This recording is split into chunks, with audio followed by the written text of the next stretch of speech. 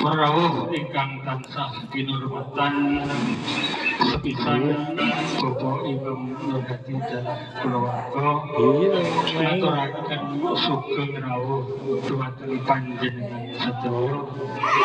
Kairing atur salam taklim Bapak Imam dalah kulawarga ngaturi dumateng panjenengan pinarak lenggah kanthi sekedhita wonten papan palenggahan ingkang sampun sumadi.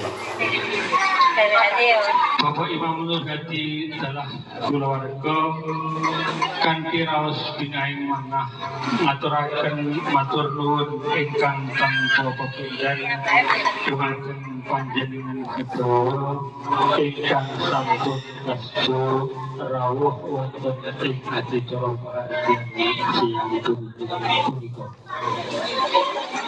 Ing salajengipun Bapak Imam Nurhadi dalah kulawarga ugi nyuwun pangapunten ingkang tanpa pepindhan dumateng panjenengan sedaya apabila nalikane atur pambagya harja atur subuh bubuh lan aruh sedaya kirang anuju prana wonten manah saha penggalih panjenengan sedaya sepisan malih Bapak Imam dalah kulawarga nyuwun agunging sing samudra pangarsana.